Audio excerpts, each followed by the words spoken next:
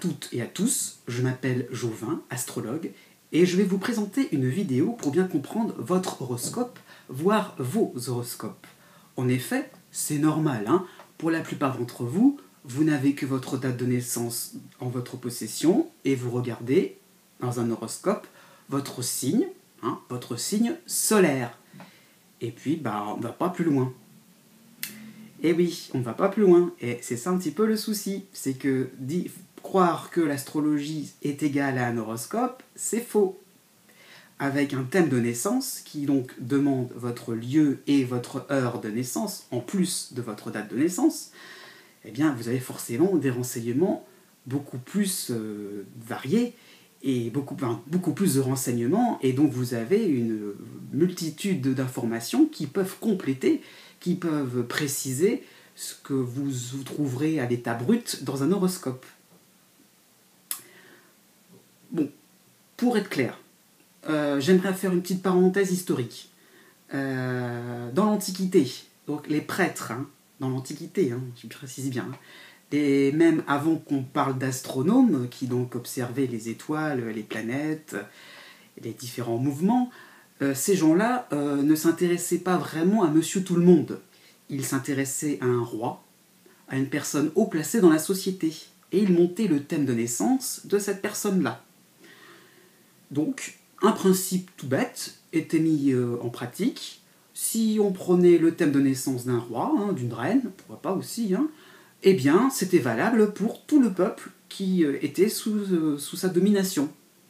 En clair, si vous voulez connaître votre avenir en appliquant cette théorie, eh bien, tout simplement, il faut consulter le thème de naissance de François Hollande pour connaître l'avenir des Français. Ben oui, il est président de la République. Donc, en gros, une personne, François Hollande, je veux dire Lion ascendant Gémeaux, voilà, ça fait que vous avez tous les horoscopes pour tous les Français, actuellement en 2015. Et c'est pas plus compliqué que ça. Il y a eu du chemin qui a été fait entre-temps. Voilà, deuxième chose aussi donc à noter, l'arrivée de l'horoscope. À un moment où l'astrologie était vraiment réservée à une élite qui, j'ai envie de dire, résistait à l'envahisseur, puisque l'envahisseur c'était un petit peu le rationalisme de l'époque, le rationalisme scientifique, on voulait tout prouver absolument à la fin du 19e siècle, et on avait quelques moyens, le journal, le magazine, pour essayer de populariser, de démocratiser l'astrologie de manière la plus simple possible, de manière à la relancer. Ça s'est fait aux États-Unis et tout simplement, ça a cartonné. Les gens ont à nouveau pu avoir accès un petit peu à l'astrologie à travers l'horoscope. Par contre, on n'a pas voulu s'embarrasser avec le lieu de naissance, l'heure de naissance, juste la date de naissance. Et voilà que, j'ai envie de dire, il y a eu donc ce passage obligé qui a été donc le départ d'une certaine ambiguïté, d'une certaine, d'un certain malentendu, puisqu'on a fait croire qu'on pouvait savoir son avenir juste à travers la date de naissance. Et donc pour vous expliquer qu'en même temps, d'un côté on était très radical sur le thème de naissance d'une personne en particulier, autant finalement, à la fin, on s'en fichait complètement. Donc c'était donc un certain revirement au niveau de l'astrologie, de passer par les horoscopes.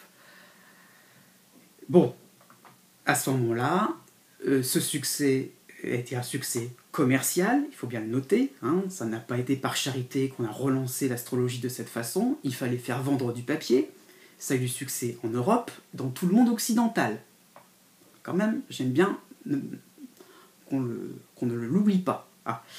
Et bizarrement, voilà, c'est ça qui est assez intéressant, c'est que bizarrement, on a quand même eu un grand intérêt pour l'astrologie, et au fur et à mesure des années, on s'est réintéressé au thème de naissance, donc tout simplement à l'astrologie pure et dure.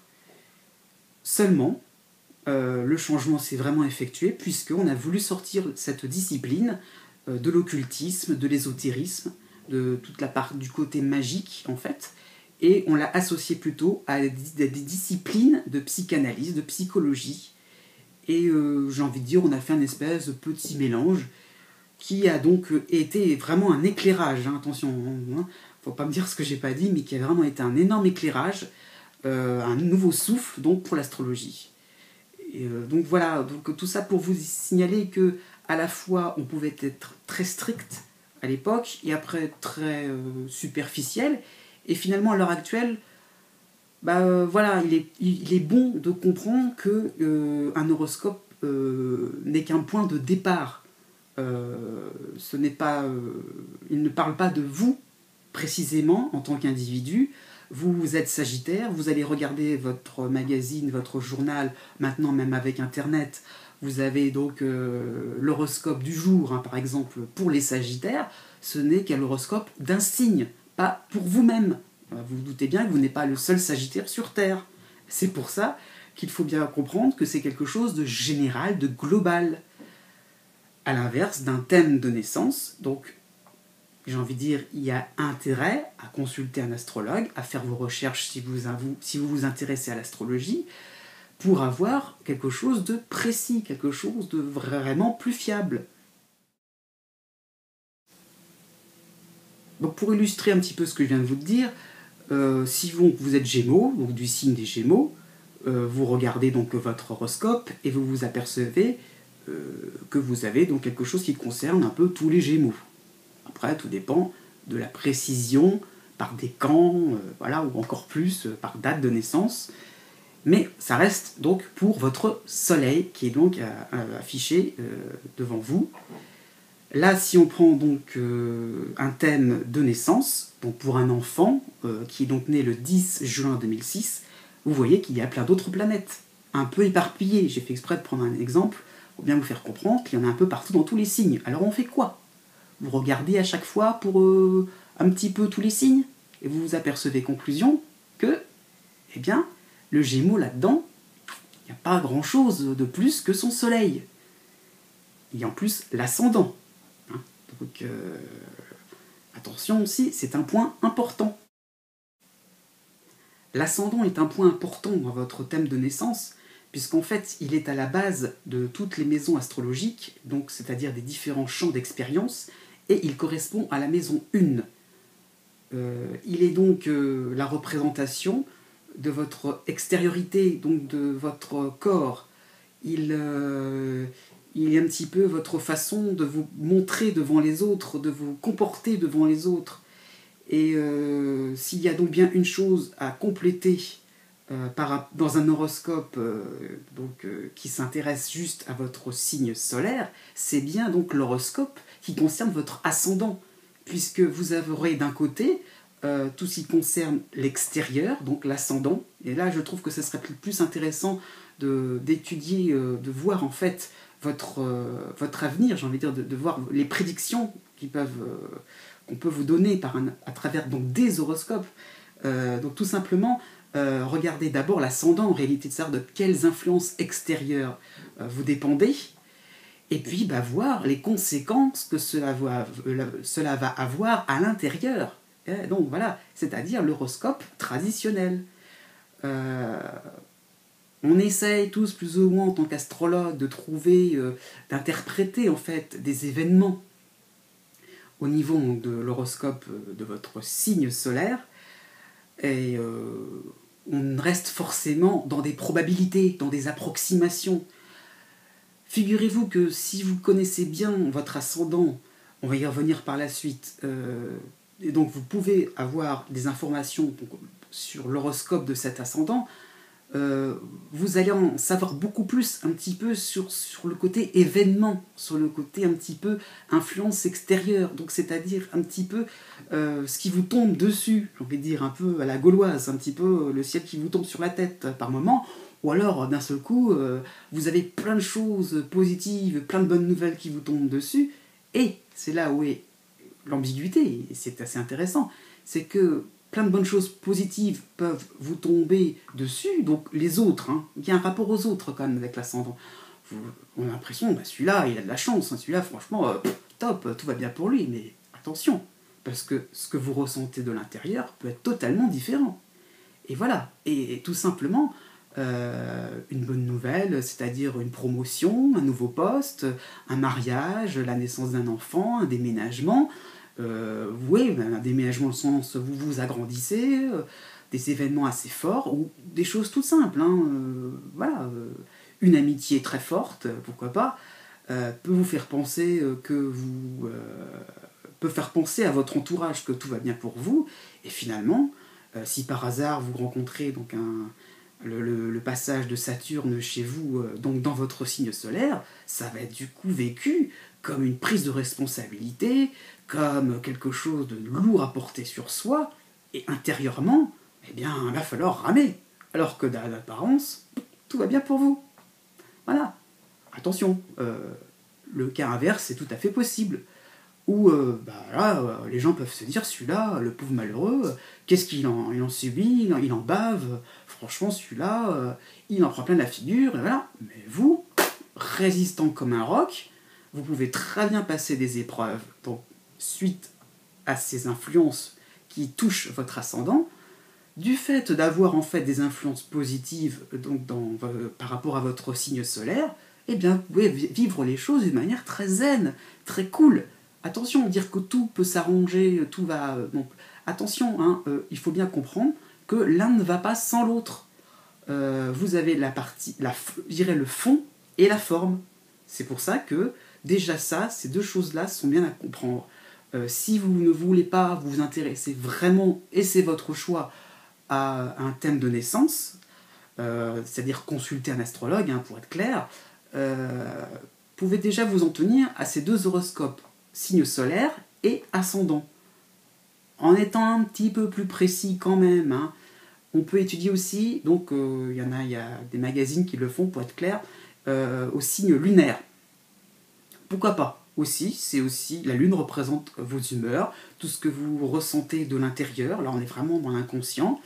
Un événement un peu brusque peut aussi avoir des conséquences très très fâcheuses, on va dire, au niveau donc de votre équilibre mental. Pourquoi pas aussi.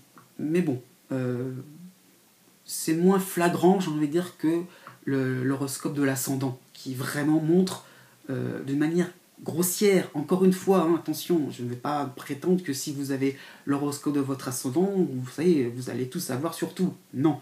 Mais vous savez, vous pouvez un petit peu deviner quel type d'événement peut finalement vous arriver.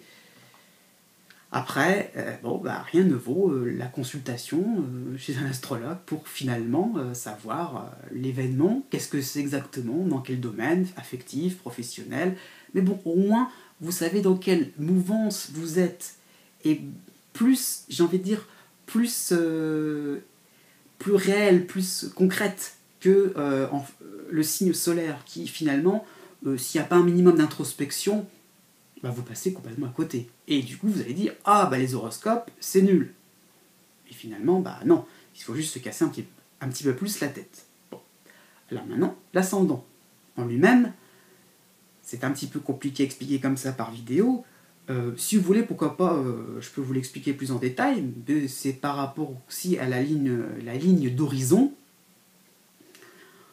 Bon, déjà, il se calcule. Et c'est là où je voulais en venir, il se calcule de manière précise. C'est un point précis dans le zodiaque. C'est pour ça que si vous pouvez donc, si donc vous vous intéressez vraiment à connaître l'horoscope de votre ascendant, vous pouvez donc consulter différents sites internet qui vous permettront d'avoir un calcul précis. Il y en a plein, vous pouvez les trouver facilement. Vous pouvez me demander directement ces sites-là, ou vous pouvez me demander directement gratuitement, il n'y a pas de souci de calculer votre ascendant, c'est très simple. Et donc d'avoir un point précis donc, dans votre thème de naissance, sans forcément avoir votre thème de naissance entier. Soleil plus ascendant, voilà ce que je veux dire. Donc ça correspond à quoi aussi par rapport, si on rentre plutôt dans le détail d'un signe, par exemple, si vous êtes ascendant cancer, vous avez ascendant cancer premier décan, deuxième décan, troisième décan, voilà, pareil aussi, je fais les horoscopes par date de naissance. Alors, comment s'y retrouver? J'ai pensé à vous, et vous allez voir tout de suite, une fois que vous avez en possession le degré, ce qu'on appelle ça, donc le degré, donc le point précis dans le zodiaque, donc de votre ascendant, vous avez la correspondance, c'est universel, hein, la correspondance en jours du calendrier, en jours calendaires. Et donc tout simplement, si vous êtes né, si vous avez un ascendant j'ai envie de dire du deuxième décan, on va dire, pour être à peu précis, ou à 10 degrés par exemple, 10 degrés donc du Cancer, vous regardez à tout début juillet l'horoscope qui correspond. Donc vous allez voir défiler exactement point par point, enfin à peu près, hein, j'ai pas non plus, il y a 360 degrés, hein, donc, hein. Vous observerez aussi qu'il y a 360 degrés pour un cercle, c'est normal, hein, c'est mathématique, et 365 jours. Voilà, attention, malheureusement, vous avez un jour précis en résultat de votre degré trouvé par votre ascendant. Il va falloir regarder un jour avant, un jour après. Voilà, malheureusement, c'est pas une science exacte, donc vous n'allez pas forcément avoir l'horoscope précis, et c'est valable aussi pour votre soleil, hein. Si vous êtes né tout à la fin du signe, méfiez-vous, parce qu'en fait, si vous êtes né par exemple à la fin du bélier, par exemple, regardez un petit peu de temps en temps ce qui se passe pour le tout début du signe des taureaux. Et c'est valable pareil si votre ascendant est tout à la fin du bélier, il va falloir regarder un petit peu ce qui est tout à la fin du taureau, au tout début du taureau, pardon. Voilà. Admettez un petit peu qu'il y ait des choses un peu approximatives, hein, mais à un jour près, avant, après. Là, non, sinon, là, vous trichez, j'ai envie de dire. Hein, si vous cherchez 5 jours avant, 5 jours après, non, hein, non, ça reste quand même assez précis. Donc, voici les tableaux.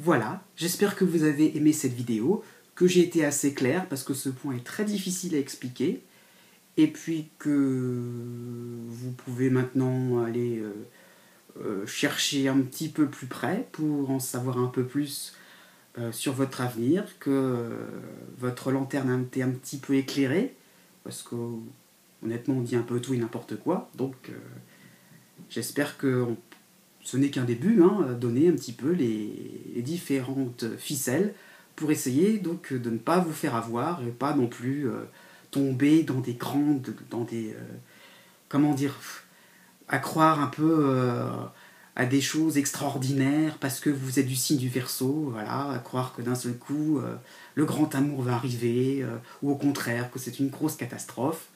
Ça arrive parfois, hein. Je sais que l'été 2015 n'a pas été vraiment une période pour certains très agréable. Au contraire, pour d'autres, ça a été vraiment le top. Il y a des périodes très très très contrastées, donc il arrive parfois qu'on soit obligé d'annoncer des choses très fortes. Mais attention, ça ne veut pas dire que les événements vont être très graves ou que les événements vont être fantastiques. Voilà, comme tout moyen de prévision, il y a des limites à tout. Voilà. En perspective, je pense bientôt faire une vidéo pour être sûr qu'on soit bien sur le même sujet aussi, sur qu'est-ce qu'une influence d'une planète, hein, une influence positive et une influence négative. Parce que je trouve que ce mot positif, négatif, ça demande quelques précisions. Voilà. Et je remercie ceux qui se sont abonnés à ma chaîne YouTube. À bientôt!